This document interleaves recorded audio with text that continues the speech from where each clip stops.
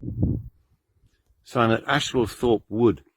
Just outside the wood in this hedgerow is another oak tree, Quercus robur, which is pretty big.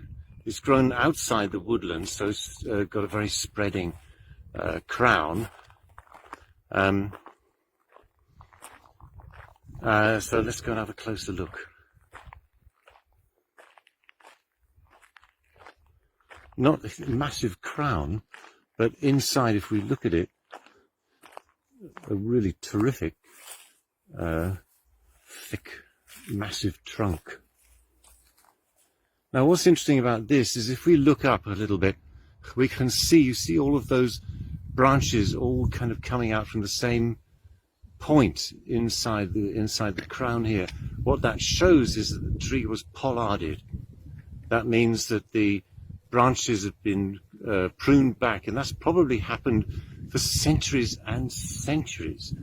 And so but judging by the size of those branches, the branches themselves are probably only 25, 30 years old, something like that, because the size of those branches is comparable to the size of the tree that we saw in Longswood that was 28 years old. That means that it was cut back, pollarded, probably in the mid to late 1990s. But the trunk is much, much older than that. And so we're going to go in here, and I'm going to measure that trunk, and we'll try and get a rough estimate of the age of this tree. So here I am next to this beautiful old oak at Ashwellthorpe Woods in a hedgerow just outside the woods, and I'm going to measure the girth of this tree. Now, as mentioned before, it's supposed to measure at 1.35 meters, which is up here. But in this particular case, we can clearly see that the trunk is already branching out at 1.35 meters height. So we're going to, for the purpose of this exercise, measure the narrowest girth that we can get on the trunk of this tree. Right, so I'm going to start. I need to mark where I'm starting because I'm sure we can get where I was. And I'm going to stick that pencil in there as a marker, so I can remember where I was. Okay, off we go. 5.6 meters. Anyway, as you can see, that's fairly rough measurement, but still, circumference of 5.6 meters on this tree. Now, if we, there's no way that I can know how old this tree is for sure, without cutting it down and counting the tree length. It's all hollow. Anyway, so it's almost a certain tree that's rotted out. Still super healthy, and I'll come back to you again with an estimated age in a moment. So, if we use that equation of 1.88 centimeters additional girth each year, this tree works out at about 300 years old. But I would say that honestly that's a minimum.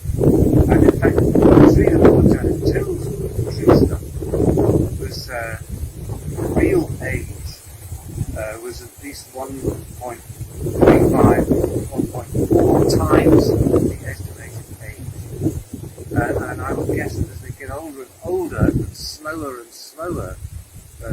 growing, then I think it's reasonable to assume 1.5 times the equation. So I reckon that this tree will be 400 to 450 years old. So So where are we now? 2022.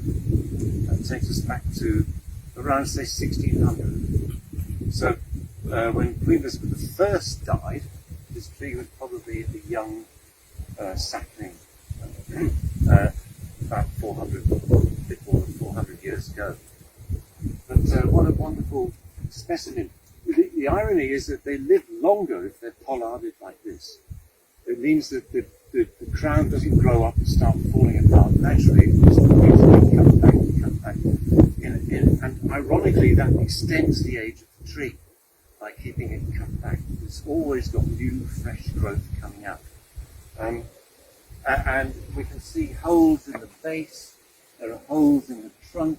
It's kind of hollow, full of semi-decomposed wood in the middle. So it's absolutely fantastic from an ecological point of view. It's providing homes for multitudes of insects and birds and voles and goodness knows what. So that's Quercus robur, almost certainly dating from around 1600. One last thought before leaving this magnificent tree, and that is that it's covered with loads of acorns. There, folks, is the proverbial acorn, hence the saying, mighty oaks from little acorns grow. And in fact, we have exactly that happening just over here, just in this fence line, look. So that's probably what our big veteran tree here looked like about 420, 430 years ago. So keep planting.